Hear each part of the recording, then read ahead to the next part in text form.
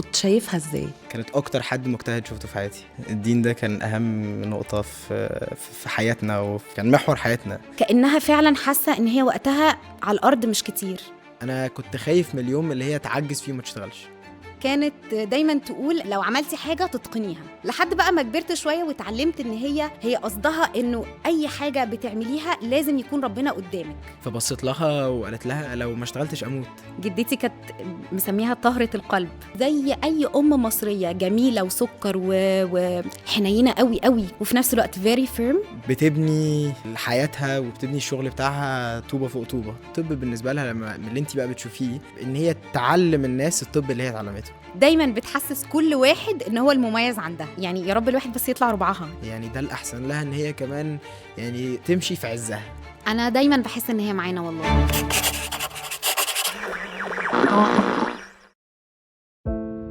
الدكتورة طهرة محمد لهيطة، مواليد 5 سبتمبر 1969. اتولدت في المنيل، اتربت على إيد والدها الدكتور محمد لهيطة ووالدتها الدكتورة نائلة عمران، ومن هنا بدأت رحلتها في طب الجلدية وبرز اسمها في مجال الجلدية والتجميل. كانت أم حنونة وزوجة مخلصة معطاءة، علمت أجيال كتير من الطلاب ووهبت نفسها للعلم وخدمة الناس. رحلت عن دنيانا يوم 12 فبراير 2023، لكن روحها الطاهرة تركت أثر محفور في قلوب وعقول حبايبها. وداعاً، دكتورة طهرة لهيطة. بياند ذا كوت اسمه وراه دكتور حكايته المرة دي هتكون تخليد لروح طهرة، صحيح فرقة المكان بس عايشة في قلوبنا، واسمها بيوصف المعنى الحقيقي للطبيب الإنسان. النهاردة في بودكاست بياند ذا كوت هتكون حلقة مختلفة جدا، لأننا بنستضيف أبناء طبيبة الجلدية الراحلة الدكتورة طهرة لهيطة، وهنبدأ مع ابنها أحمد الجارم. ازيك يا أحمد؟ كله تمام الحمد لله، انت عامله ايه؟ الحمد لله. عايزين نحكي عن ماما شوية، وتقولي كده وانت بتكبر من الطفولة لغاية مثلا المراهقة، كنت شايفها ازاي ان هي ام وطبيبة، واكيد كانت مشغولة اغلب الوقت؟ والله يعني اولا احب اشكركم على ان انتوا يعني بتعملوا حلقه زي دي. it's such an honor ان انا اجي اقدر اتكلم عن يعني والدتي الدكتوره طارة. وانا بجروب كنت شايفها يعني كانت اكتر حد مجتهد شفته في حياتي. كانت فعلا اكتر حد هارد وركينج شفته في حياتي. كانت دايما في الشغل لدرجه ان كتير قوي يعني يوم الاجازه بتاعتي لما ما كانش بيبقى في حد يقدر يقعد معايا في البيت كانت بتاخدني معاها على العياده. فكنا بنلف بقى، يعني كان عندها عياده في المهندسين، فكنا دايما بنروح المهندسين وبعد كده بترجع على المعادي. فده من حيث الناحيه العمليه. من ناحيه البيرسونال هي كانت اكتر حد، يعني هي كانت اكتر حد قريبه ليا في حياتي يعني. وكانت دايما بتربينا على الهارد ورك وعلى الدين ده كان اهم نقطه في حياتنا وكان محور حياتنا. وهي كانت طول عمرها دايما بترسخ فينا ده من واحنا صغيرين جدا، ان هي تبيلد حته الدين دي يعني.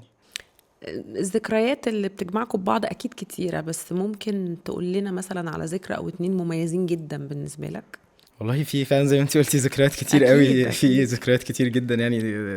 صعب قوي ان اتذكر حاجه عيد بعينها ميلاد بس. ليك مثلا او لا اقدر اقول موقف لذيذ جدا كان يعني في السنه اللي هي قبل السنه اللي هي توفت فيها او تعبت فيها في الاول، بعد كده طبعا بعدها بكام شهر كانت السنه الجديده اللي توفت وكده.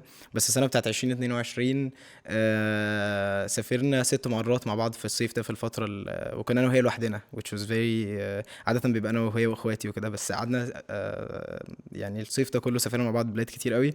واكتر موقف كان بالنسبه لي مضحك جدا ان احنا رحنا مع بعض الاستاد في ايطاليا في ماتش بايرن وميلان وانا كنت قاعد متوتر جدا عشان ما خدتش بالي ان التذاكر اللي حجزتها دي مع التراس بتاعت ميلان وهم هناك مجانين. طبعا ناس بقى عريانه فاهمه بشعر بقى اللي هو عامل كده، فكان الموضوع يعني very interesting.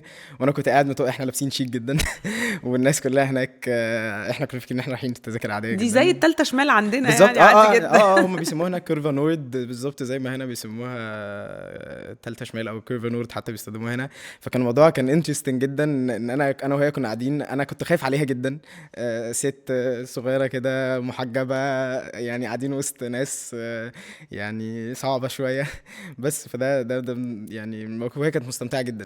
كنت لسه هسألك هي كانت كان مستمتعه جدا. وانا اصلا كنت كل شويه بقول لها يلا نروح، انا ما عنديش مشكله، انا بحب بايرن جدا وبشجع بايرن، بس ما عنديش مشكله اروح عشان انا لو انا لوحدي ما عنديش مشكله، وانا متعود اروح استادات كتير قوي وبعشق اروح الاستاد وكده.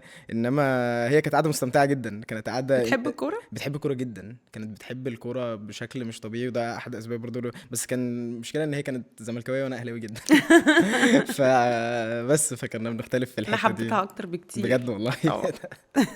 اوكي. بس ده احد المواقف الانترستنج يعني في اخر فتره ليها يعني. واضح ان هي كانت بتقضي، يعني كانت بتهتم بان هي تقضي معاكم كواليتي تايم، جدا. يعني مش فكره متواجده طول الوقت وخلاص، بس الوقت اللي هتبقى موجوده فيها هيبقى وقت مؤثر جدا صح. في حياتكم انتوا الاثنين. لا ديفينتلي. وهي كانت دايما بت يعني بتميك شور ان هي تسبند تايم مع كل حد فينا في الحاجه. يعني هي كانت دايما عارفه، دايما بنقول ان ان في فرق ما بين الاكويتي والايكواليتي. دايما بيقولوا ان الاكويتي هي كل حد، او ايكواليتي از ان كل حد بيجت the same thing. equity is كل حد بياخد اللي هو عايزه to succeed. هو محتاجه بالظبط اللي هو محتاجه. فهي كانت equitable جدا معانا احنا التلاتة، يعني انا واخواتي الاتنين. فكانت كل حد فينا بتعمل له الحاجة اللي هي عارفة ان ده مهم بالنسبة له. هتدي هنا السبورت المعنوي، هنا هتدي السبورت المادي، هنا هتدي السبورت الاديوكيشنال. فكانت كانت شاطرة جدا في الجزئية دي. هي كانت عبقرية ما شاء الله عليها الصراحة. ما شاء الله عليها.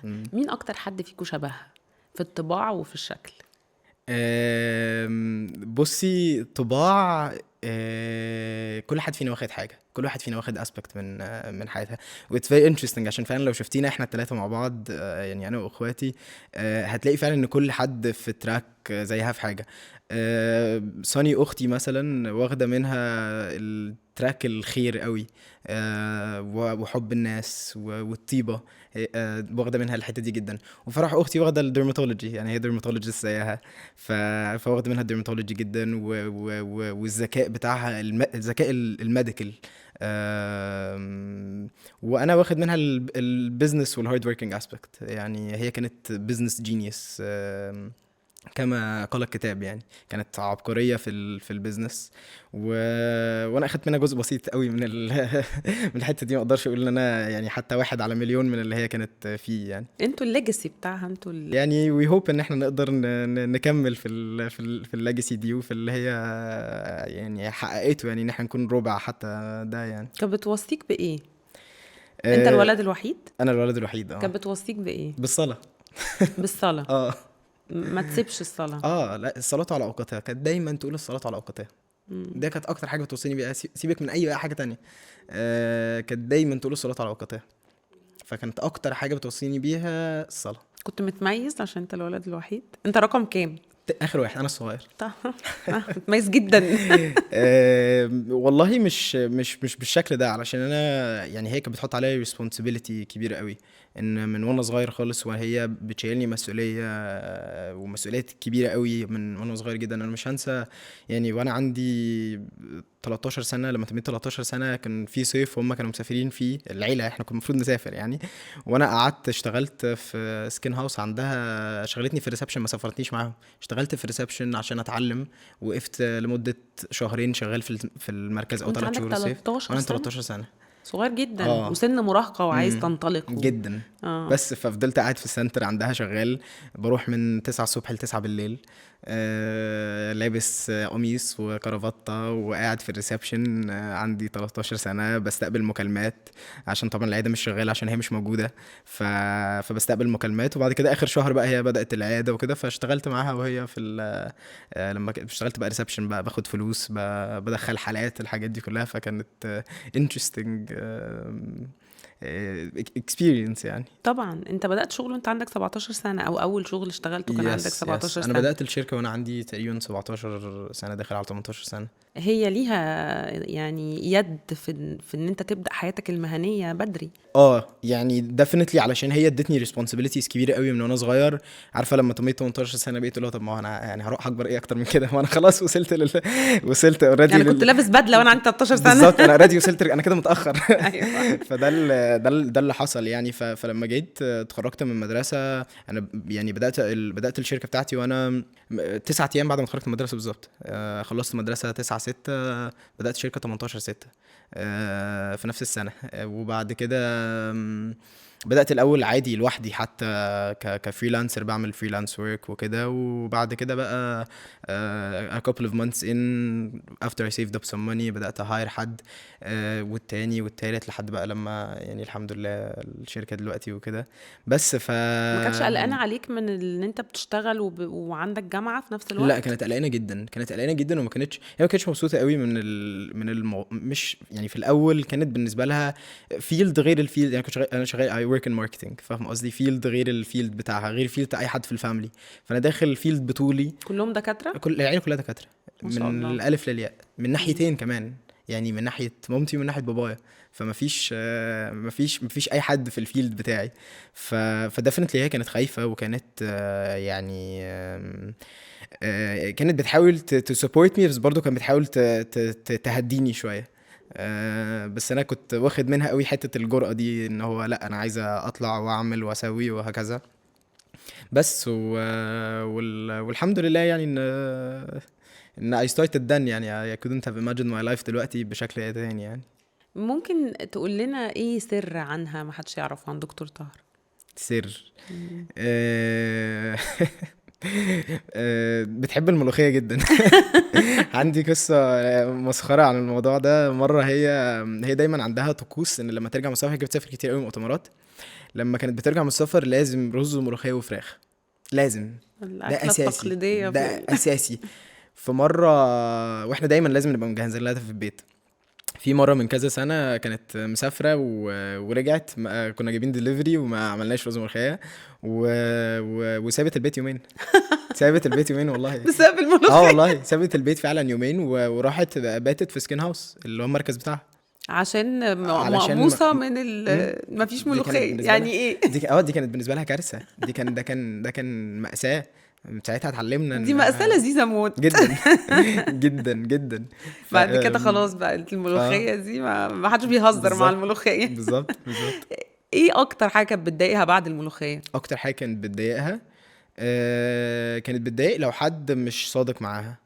يعني دي كانت حاجه كانت بتضايقها جدا، بالذات ان هي يعني هي بتعامل كل حد بكل ريسبكت وكل شفافيه، فاهمه؟ كل احترام، مفيش ابدا اي يعني عمرها ما كانت بتتعامل مع اي حد باسلوب يخليه يعني يعملها وحش، يكذب عليها كده. فكانت الكذبه دي عندها اكتر حاجه. هي كانت يعني وهي لو كدبتي عليها هتعرف. يعني هي لو كدبتي عليها هتعرف. عندها سنسورز جدا جدا. بس وهي هتفضل تعاملك باحترام حتى لو انتي كدبتي عليها، تفضل تعاملك باحترام، بس هي مش هتديكي تراست تاني. كانت علاقتك بيها قريبة لدرجة ان انت كان ممكن تحكي لها لو حبيت او ارتبطت او طبعا. شفت حد عجبك او كده؟ يس. لا بتنصحك في العلاقات؟ كانت بتقول حاجة؟ مش قوي، علشان هي يعني دايما كان عندها مشكلة ان انتي عارفة البرنامج بتاعها كان اسمه ماي تاتش، اللي هي كانت يعني عملته for 2 seasons. كان اسمه ماي تاتش ليه، او التاتش بتاعي، علشان دايما اخواتي كانوا دايما يقولوا لها ما تحطيش التاتش بتاعك. فعملت لكم برنامج. فدايما كان اي حد في البيت يقول لها ما تحطيش التاتش بتاعك. فشاهد دايما كانت عايزه، وهي الصراحه كان يعني بيبقى دايما عندها وجهه نظر. فهي كانت بسبب الموضوع ده كانت بتخاف، يعني دايما تقول لنا انا بزعل لما انتوا بتتكلموا. فكانت unless انتي سالتيها على نصيحه، لو في ارتبطت حبيت حاجه كده هتديكي نصيحه. بس لو سألت حد من اخواتك البنات متجوز؟ لا لسه ما حدش اتجوز. يعني ما شفتوهاش حما؟ لا. متصور ان هي كانت هتبقى حما عامله ازاي؟ واضح انها كانت فيرم. مش بالمعنى المؤذي، بس فريم اللي هو الحياة منضبطة. صح. لا بس هي كانت طيبة قوي، يعني هي كانت طيبة بشكل مش طبيعي مع كل حد، ومع الغريب قبل القريب، فاهمة؟ كانت طيبة جدا. فمتخيل ان هي دفنتي كانت هتبقى حما ما جاش زيها اتنين يعني. لا لا لا، كانت وما عندهاش يعني، هي كمان كانت حقانية جدا، فاهم؟ ما عندهاش حته انا هقف مع بناتي او ابني قصاد حد لمجرد انه حتى لو هو غلطان. فهي كانت فاير جدا، وما عندهاش، وهي ما بتخافش من حد، هي ما كانتش تخاف من حد، هي كانت ست قويه جدا. فهي كانت هتقول كلمه الحق مهما كان في ايه. فانا متخيل ان هي كانت هتبقى حما فاير جدا. بس دور الام في حياه ابنها بيبقى دور مهم جدا، ودايما بيبقى الولد قريب لمامته عن باباه. يعني دايما بيبقى في حاجه كده، والبنت اقرب لباباها. انت شايف ان هي اثرت على شخصيتك ازاي وعلى حياتك ازاي؟ والله من كل ناحيه، يعني زي ما قلت لك انا اخدت منها حته الهارد ورك. هي السبب في كل حاجه انا فيها دلوقتي. يعني انا ما اقدرش ان انا اقول ان انا عملت اي حاجه. هي فعلا يعني شفتها بتبني يعني حياتها، وبتبني الشغل بتاعها طوبة فوق طوبة، وبسبب ده يعني اخدت منها ده جدا، حتة الهارد ورك والبرسيفيرنس، وان ما فيش حاجة اسمها ان انت تعمل حاجة نص كم. اتعلمت دي جدا منها، ان مفيش يا حاجة تعمل يا ما تعملش. بالظبط، مفيش حاجه اسمها تعمل حاجه نص كم. فدايما يعني حتى دايما صحابي بيقولوا لي ان هم مثلا انا اكتر حد بيحبوا يروحوا له لو عايزين مثلا ادفايس او عايزين مساعده في حاجه، علشان انا هاخد الموضوع جد جدا، يعني وهاخده لأبعد مدى، ان انا make it as perfect as possible. فما فيش حاجه اسمها اخد حاجه نص كم او اعمل حاجه نص كم او كده. فدي اكتر حاجه خدتها منها الصراحه، وتعلمتها منها، واثرت في حياتي جدا، والسبب ان انا يعني وصلت لكل حاجه انا وصلت لها بسبب النقطه دي. طيب بالنسبه بقى للطب في حياتها، كانت بتتكلم عنه ازاي؟ كانت شايفاه ايه؟ مش مجرد وظيفه اكيد، انا واثقه. definitely. هي الطب بالنسبه لها يعني، او على الاقل من منطلق الحته اللي كانت بتتكلم فيه معانا على الاقل، عشان طبعا هي مش تيجي تتكلم معانا انا شفت الحاله دي، هي ما كانتش بتحب تتكلم عن الشغل في البيت، من كتر ما هي كانت بتشتغل كتير جدا، كانت بتشتغل كتير بشكل مش طبيعي، وكان في اوقات كتير جدا ما بتبقاش موجوده في البيت. يعني زي ما بقول لك من وانا صغير ما كنتش بشوفها كتير قوي، فما كانتش بتتكلم قوي عن الشغل. انما كان الطب بالنسبه لها لما من اللي انت بقى بتشوفيه هو ان هي تعلم الناس الطب اللي هي اتعلمته. ودي كانت اكتر جزئية هي حابة ان هي توصلها للناس، ان هي تعلم بالظبط. يعني هي ما شاء الله كانت شاطرة جدا في الاثنين، التجميل والجلدية يعني والتدريس. والتدريس طبعا كانت يعني تلميذة، كانت اسف مدرسة شاطرة جدا. وانت عارفة دكتورة مي سماحي نفسها كانت بتقول ان كتير قوي من فيلد الجلدية طالع من تحت ايديها، وليها جمايل كتير عليهم بالمعنى العلمي يعني. صح بالظبط. انت عارفه كانت بتعمل المؤتمر بتاعها، قعدت لمده 11 سنه بتعمل المؤتمر بتاعها اسمه البيس. وفي المؤتمر ده كانت اهم حاجه عندها ان هي تعلم الطلبه والدكاتره كل اللي هي بتعرف تعمله. كانت دايما بتقول محدش بياخد رزق حد، فانا ما ينفعش ان انا عشان ناجحه جدا ووصلت لليفل معين من ان انا يعني بعرف اشتغل تجميل مثلا باسلوب معين، ما ينفعش ان انا اتحفظ على اللي انا اتعلمته. فكانت لدرجه ان هي كانت لما عملت طبعا البيس 11 سنه في القاهره، بدات تعمله في المحافظات كمان، عملته في بورسعيد، عملته في الاسماعيليه. فكانت بتروح دايما المحافظات حتى تعلم الناس هناك اللي مش قادرين ان هم يدفعوا مصاريف ترانسبورتيشن او اقامه في القاهره او كده. فكان عندها الطب بالنسبه لها زي وسيله ان هي تأديوكيت الناس يعني عموما. ايه طقوسها الخاصه في البيت؟ كل ست عندها طقوس في البيت غير الرز والملوخيه. غير الرز والملوخيه. ده خلاص خلص الموضوع ده في حته تانية. عندها طقوس. هي لما بتصحى الصبح دايما تتكلم عن سيد عايزه طعميه كل يوم الصبح. كل الطقوس متعلقه بالاكل. جدا جدا. كانت بتحب الاكل قوي، فكانت تصحى الصبح تتكلم عن سيد طعميه سخنه لازم. بس وبعد كده دايما بتحب تقعد، يعني عندنا جنينة، فدايما بتحب تقعد بره في الجنينة كوباية قهوة لازم. يعني لو رحتي في كافيه في المعادي، روحي بس قولي له قهوة الدكتورة طاهرة، هيعرف بالظبط انت عايزه ايه. لدرجه ان صاحباتها كتير جدا من كتر ما حلوه قوي القهوه بتاعتها، بالذات الستايل اللي هي بتعمله، دايما يروحوا يطلبوا انا عايز قهوه الدكتور طاهر. فالكافيه ده عنده فرعين او 3 فروع في المعادي، كل الفروع عارفه قهوه الدكتور طاهر. روحي بس قول لهم عايز قهوه الدكتور طاهر. فالقهوه دي كانت يعني بقى لها تقريبا اعتقد 18 سنه بتشرب قهوه من نفس المكان ده كل يوم الصبح. فده كان احد الطقوس بتاعتها الفيري فيري انترستنج. يعني كان دايما تبعت عم سيد، تتكلم عم سيد القهوه، عم سيد يروح يجيب الطعميه، يجيب القهوه بتاعتها. والله فهي كان عندها ظرف اصلا محطوط في خزنه المحل ده مخصوص ان هو شهريه يوميا شهريه القهوه. شهريه القهوه. لا ايه ده، انا طبعا هو مش هينفع نقول اسمه دلوقتي، بس لازم تقول لي اسمه بعدين، لان واضح ان قهوته اكيد حلوه جدا. جدا. لا جدا. هواياتها بقى كانت حابه تلعب تنس. واو. بس طبعا اخر، يعني ما اقدرش اقول لك ان هي لعبه تنس في اخر 10 سنين، يعني طبعا لما اتشغلت قوي في الشغل، فبس كبره الطب، علشان هي هوايتها الطب بس هوايتها والتعليم طبعا، بس هوايتها بره الطب والمجال الطبي التنس، وتتفرج معايا على ماتشات كوره. كانت يعني عايز اقول لك انا وقت حتى كاس العالم اللي فات بتاع 2022 كان 2022 تقريبا، كاس العالم اللي فات كانت انا ما فرقليش عشان مصر ما صعدتش، فما حبيتش اتفرج، وعشان بتضايق قوي، انا بشجع مصر بحمقى جدا، وما بحبش اتفرج على اي منتخبات تانية. فكانت متضايقه جدا وكلمتني بتتخانق معايا في التليفون وانا في الشغل، انت ازاي ما اشتركتش في اول يوم ماتشات، ازاي ما اشتركتش في بيان سبورتس علشان كاس العالم؟ ونزلت اخدت العربيه وراحت اشتركت على بقاة كاس العالم بس، وخانقت معايا، قالت لي لو مش عايز تتفرج ما تتفرجش، بس انا عايز اتفرج. بالظبط. طيب يعني عايز اعرف ازاي قدرت تتخطى عدم وجودها؟ والله ما قدرتش، بس يعني لو عندك طريقه قولي لي يعني لحد دلوقتي ما. لا هما دايما بيقولوا انه الام لا يعني ما يعني بتفضل موجوده. يعني هي ما بتبقاش موجوده بالجسد، بس هي بتفضل موجوده في حياه ولادها في كل التفاصيل. صح. اليوم ده كان بالنسبه لك عامل ازاي؟ بصي، عشان هي كانت في كوما لمدة شهرين، فعارفة اليوم لما بيجي خبر زي ده بيجي اكتر ريليف، عشان انت عارفة ان هي كانت تعبانة، فانت مستريحة لها، يعني مش اكتر ما هي.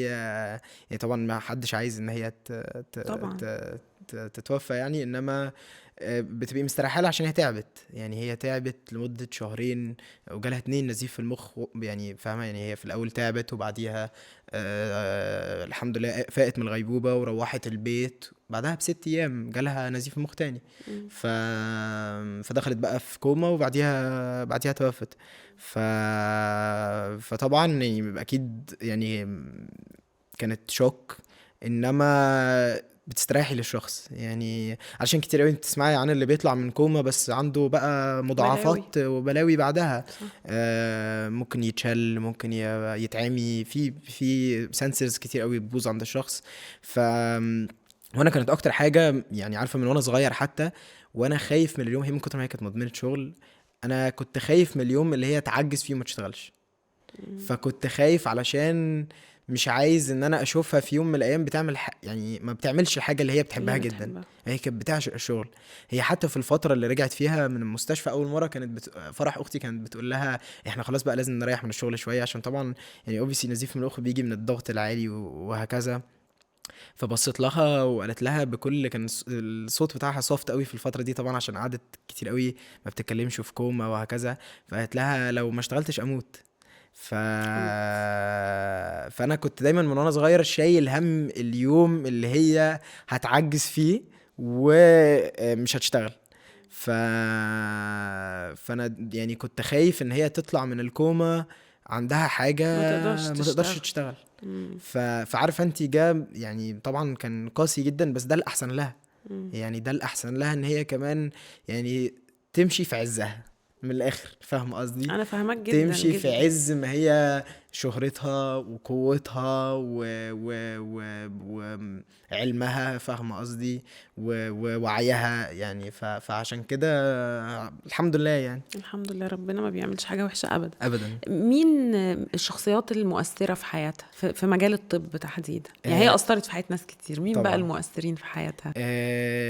يعني مامتها وباباها، يعني عشان مامتها وباباها دكاترة كبار قوي، ووالدها دكتور محمد لهيطة كان وكيل كلية طب كمان. ومامتها الدكتورة نائلة عمران كانت يعني دكتورة كبيرة جدا، وكانت رئيسة المعامل المركزية، فكانت يعني برضو شخصية very powerful في المجال طب عايز الطب. ايه؟ ما طبيعي تطلع شغوفة بالطب وبتحب طبعاً، الطب، طبعاً، يعني طبعاً، دي طبعاً. اتربت في معمل طبعا اساسا. طبعا طبعا. لو من بره الاهل، في طبعا الدكتور داروتي، كان يعني دايما من وانا صغير وانا بسمع رايح عند الدكتور داروتي، راجع من عند الدكتور داروتي، يعني هي اتربت تحت ايديه في اجزاء كتير جدا، وهو كان جينيوس ما شاء الله عليه، وكانت دايما بتقول ان هو يعني من اشطر الناس في المجال الطبي، وبالذات في امراض الجلديه والفيرولوجي والبكتيريا والحاجات دي كلها. مفيش حد في مصر مش عارفه ده، انا حافظة المكتب بتاعه. هي فعلا دايما كان بتتكلم عليه very highly، وعارف ان هو احد الاسباب كتير جدا ان هي كانت شاطره. يعني دايما كان الناس تعرف ان هي مشهوره جدا في التجميل، انما هي كانت شاطره جدا كمان في الجلديه، كانت شاطره بشكل مش طبيعي في الجلديه. وام شور فعلا يعني كتير جدا الفضل ده يرجع لدكتور دروتي بعد ربنا يعني.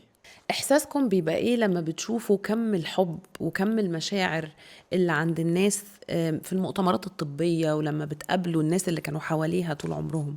اعتقد فرح هتبقى احسن ان هي تجاوب عن السؤال ده، عن يعني هي اللي بتحضر المؤتمرات دي بس، فهي هتبقى ترد على السؤال ده احسن مني بكتير. نروح لفرح طيب عشان نعرف تفاصيل اكتر عن الدواخل بقى بتاعة الطب، هي هتبقى عارفة اكتر. ميرسي يا احمد قوي، شكرا ليك، نورتني. ربنا يخليك. ورجعنا مع فرح بعد ما احمد سلمها لنا عشان خاطر نكمل معاها كلامنا. فرح الجارم، منوراني يا فرح. حبيبتي ميرسي. احنا وقفنا مع احمد عند سؤال، هو قال ان انت احسن حد يرد عليه. احساسك بيبقى ايه لما بتشوفي كم الحب والمشاعر اللي بتبقى عند الناس في المؤتمرات الطبية بقى، لما بتقابليهم وعارفين ان انت بنت الدكتورة طاهرة؟ هو طبعا الحب بتاع الناس ما بيبقاش بس في المؤتمرات، انا عايزه اقول لك انه احيانا بيبقى في الشارع كمان. لما حد بيعرف انها بنتها، انت بنت الدكتوره طاهره، والله بنتها. فلا هم يعني انا بحس بفخر جدا جدا ان انا بنتها، ويعني يا رب الواحد بس يطلع ربعها، يعني بجد بجد احسن حاجه هي عملتها السيره الكويسه، احسن حاجه سابتها. طبعا. طيب في سؤال كده احنا سالناه لاحمد ورد طبعا رد دبلوماسي جدا، هو اخر العنقود، فطبيعي ان هو يبقى متميز متدلع يعني كده. هو الحقيقه كلنا بنحبه.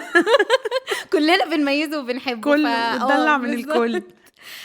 لا هي بصراحه مامي يعني عمرها ما فرقت ما بيننا في حاجه، اي حاجه. انا بجد دايما بحس ان فعلا هي كانت بتحبنا احنا الثلاثه زي بعض، ودايما يعني احمد قال كده، يعني انا ما سمعتش رده، بس انا بيتهيألي ان هو قال دايما بتحسس كل واحد ان هو المميز عندها. ده فعلا نفس الرد. انا متاكده ان هو انا متاكده. وكل واحد فيكم بياخد الوقت والحاجه اللي محتاجها في الوقت ده. بالظبط. يعني سبحان الله هي عارفه تدي لكل واحد ايه اللي هو محتاجه بالظبط عشان يحس ان هو سبيشال. هل يعني حبك للطب جاي منها؟ طبعا هي باي جينز في العيلة عشان برضو جد ومن كل النواحي طبعا، وبابي حبيبي كمان دكتور أنف وأذن وهي جلدية، فلا أنا طبعا كان الاختيار ما بين أصلا أنف وأذن وجلدية، يعني ما كانش عندي اختيار تاني. لا أنا بحب الطب من وأنا عندي 3 سنين، وأنا عندي 3 سنين عارفة إني عايزة أطلع دكتورة، بس بدأت بقى أحب الجلدية نفسها من ساعة لما هي بدأت السنتر بتاعها، وأنا بدأت أشتغل فيه، وأول ما بدأت أشتغل بدأت ريسبشنست زي احمد برضو بتقول ان هي نزلت احمد يشتغل وهو 13 كنت برد على التليفونات واحجز وكده. لا كان الموضوع لطيف قوي. كان عندك كام سنه؟ 14. ايه ده؟ والله صغيرين قوي. كنت في اعدادي تقريبا. وبدأت بقى ان انا ارد على التليفونات، وكنت مبسوطه قوي اكسايتد قوي. بدأت بقى ايه من تحت الصفر بقى زي ما بيقولوا كده. وحبيتي الجلديه من وقتها؟ حبيتها بطريقه، يعني حبيتها وشربتها وكل حاجه يعني. وبابا I ما love it. زعلش ان انت اخترتي الجلديه ما لا اخترتيش حبيبي، الأنف لا والوسط؟ جميل جميل والله. انبسط. كانت بتنصحك بايه بما ان انتوا الاتنين من في نفس الفيلد؟ انا لو قعدت اتكلم من هنا للسنه الجايه على النصايح والحاجات اللي انا اتعلمتها من مامي، يعني انت فاضيه ممكن نقعد لا ممكن بصي، نقعد أصل سنتين نتكلم عادي. ما هو يعني الابناء بيتعلموا بطريقتين، يا صح. اما بكلام بشكل مباشر يا اما باللي هم بيشوفوه. فممكن تقولي لي كام حاجه من هنا وكام حاجه من هنا، ايه اللي شفتيه فيها حسيتي ان انت انا هبقى ده؟ كلام كتير برضو هقول لك ان احنا هنفضل نتكلم فيه سنين قدام، انا ما بزهقش عن الكلام عنها طبعا، والحقيقه اي حد هتساليه مش هيزهق عن الكلام عنها، انا متاكده. حصل والله، انا صورت أنا حلقات متأكدة. كتير وكل الناس بتتكلم عنها حبيبتي، كلام حبيبتي، يعني حبيبتي، هايل. حبيبتي. طيب هقول لك حاجات كتير قوي قوي زرعتها فيا، سواء في الشغل او في حياتي او في اي حاجه انا بمشي بيها لحد النهارده، يعني خلاص اتشربتها ما اقدرش. طبعا اكتر حاجه الصلاه، يعني هي حرصت جدا جدا اللي هو يلا هنصلي والصلاة على وقتها وما بنأخرش الصلاة والكلام ده كله. ده أول حاجة. تاني حاجة كانت دايما تقول إن ربنا لو بيحب لو عملتي حاجة تتقنيها. انا بصي، انا الموضوع ده بقى لزق في دماغي لدرجه بقى ان انا بقيت مهووسه، اي حاجه لازم اعملها بيرفكت. لحد بقى ما كبرت شويه واتعلمت ان هي قصدها انه اي حاجه بتعمليها لازم يكون ربنا قدامك، لازم تكون نيتك صافيه، ولازم دايما اتجاهك ربنا. هل دي حاجه كويسه؟ هل ربنا راضي عنها؟ يعني المقياس بتاعك الحلال والحرام. دي اكتر حاجه انا اتعلمتها منها. فرح، ما خفتيش من فكرة انه تطلعي دكتورة وانتي شايفاها هي قد ايه مشغولة طول الوقت، ممكن تكون كانت ما بتبقاش متواجدة معاكوا كتير؟ يعني ما حسيتيش ان انتي لا انا مش عايزة اكرر ده تاني مع ولادي؟ بصي عندك حق طبعا، لان هي فعلا كانت بتحب شغلها جدا وكانت مشغوله جدا وكانت بتحب بيتها جدا واولادها وفاميلي اورينتد، وده ضغطها جدا جدا جدا جدا يعني. فانا طبعا اتعلمت من ده، يعني انا اتعلمت انه لا، مش ما ناخدش الحياه كلها على اعصابنا، والحياه مش كلها شغل، وان هارد وركينج نبقى هارد وركينج وكده. يعني حبيبتي هي كانت بتجري، كانت بتسابق الزمن، كانها فعلا حاسه ان هي وقتها على الارض مش كتير. فاهمه قصدي؟ يعني انا اتعلمت منها انه بالعكس، يعني انا اتعلمت ان احنا نسلو داون شويه. يمكن دي اكتر حاجه حابه ان انا اعملها مع اولادي ان شاء الله، ان انتي هتعملي بالانس بس ما بين بالانس الشغل بالظبط. وما بين البيت. طيب يعني علاقتها بيكوا بقى انتوا البنتين كأم كانت عاملة ازاي؟ انا عارفة ان هي كانت فيرم جدا. كانت انا لسه هقولك لسه هقولك زي اي ام مصريه جميله وسكر وحنينه قوي قوي، قمه الحنيه، وفي نفس الوقت very firm. اسست فينا حاجات كتير جدا فظيعه. اولا الهارد ورك، زي ما انا قلت في الاول الدين. يعني she was very firm، بس حنينه حنيه غير طبيعيه. طبعا ما تأتمنيهاش على اي سر، لان هي واصحابها ال 18 عارفين خلاص. اي سر هتروحي تقوليه لها كل الناس عارفه. ساعات بلاقي والله خالتي من لندن بتكلمني، ايوه يا فرح انتي والله زي كل ام مصريه زي كل فعلا. ام مصريه، بس هي حنيه ما شفتهاش قبل كده ومش هشوفها، ويا ريتنا كنا طالعين حنينين زيها. طب فيما يخص بقى الحب والعلاقات والحاجات دي، كانت بتعاملكم بطريقه مختلفه عن احمد؟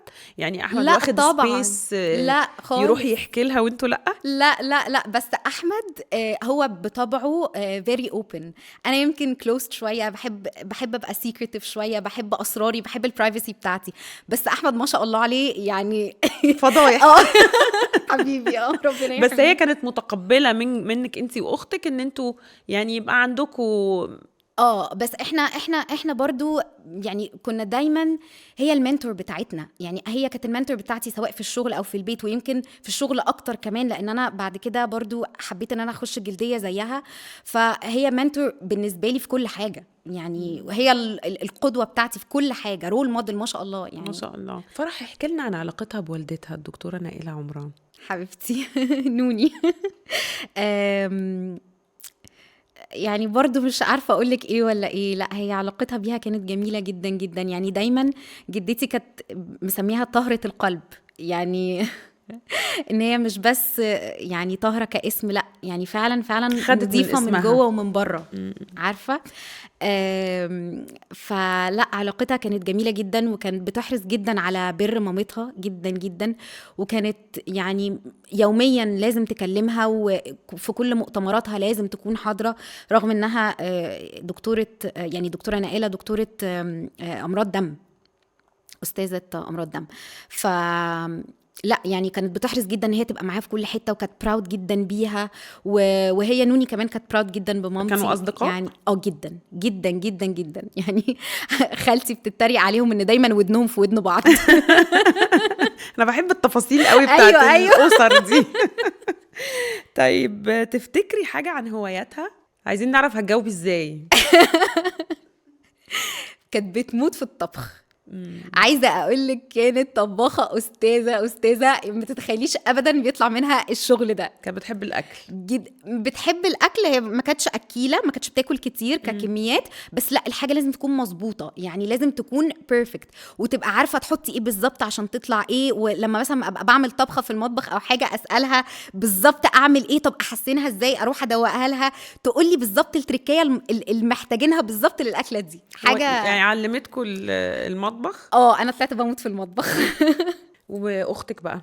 اختي راحت اكشلي خدت كورسز في سويسرا طبخ، من كتر ما هي بتحب الطبيخ. كانت مؤثره قوي، واضح ان هي كانت قوي مؤثره قوي في كل الناس. كل الناس she was an inspiration لكل الناس. اي حد قابلته، اي عيان عالجته.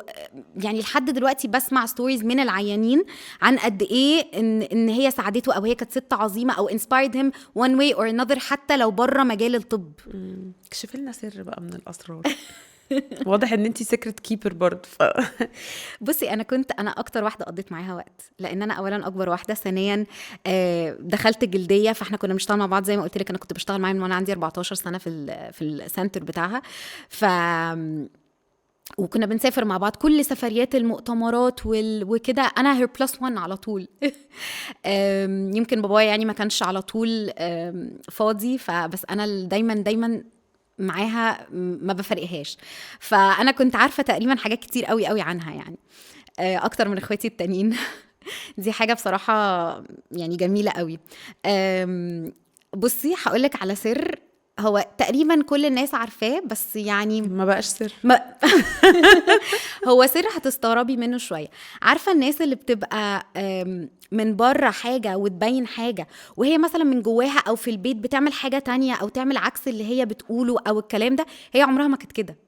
يعني تخيلي ان هي نفس الشخص اللي الناس بيحبوها، اللي الناس شايفينها كل حاجه هي بالظبط، هي في البيت. انا عايزه اقولك ان هي كمان كانت الطف في البيت. يعني احيانا في الناس تقولك ايه ده، دي هي كانت طف شويه، ان هي فيرم زي ما احنا قلنا، شخصيتها تبان ان هي قويه. يا حبيبتي، كانت بسكوتيه، فاهمه؟ عارفه اللي هو بالعكس، ده في البيت كمان كانت احن واحلى واجمل. منطقي، يعني بيتها برضو ولادها والشغل مقرف يا يعني فرح. وبعدين انت بتشوفي بتتعامل ازاي برضو مع الناس. يعني انت بتشوفي مثلا لا بتتعالى على حد، ولا يعني هي نفس الشخص اللي بيبان قدام الناس بتعاملاته بكل حاجه، هو نفس الشخص جوه البيت. ده ما كانش احسن كمان.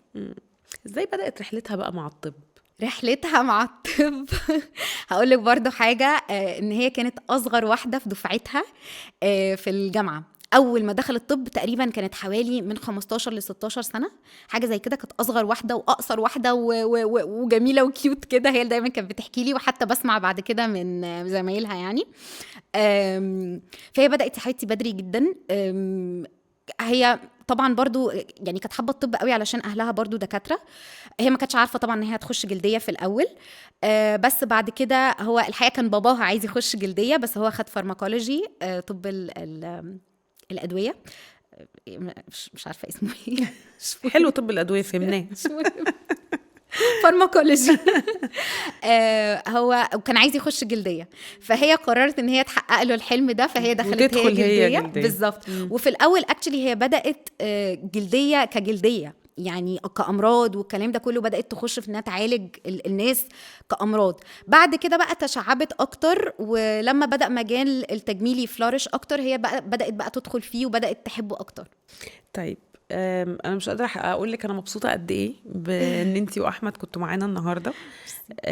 وحقيقي انتوا نعم الابناء، يعني في ان انتوا واخدين منها كتير. انا حتى كنت بقول له يعني انتوا الارث بتاعها، سواء بقى طب او مش طب، هي الفكره في القيم والمبادئ اللي طبعاً. هي زرعتها. وانتي برضو عليكي سبوت لايت قد كده، قد اللي فوقينا ده، عشان انتي في المجال ده. يا رب اكون بس ربعها، بس يعني في اي وقت، في اي لحظه من حابه عمري. التدريس برضو يا فرح؟ لا انا مش ستاف جامعه، انا مش ستاف مش جامعه. حابه التدريس؟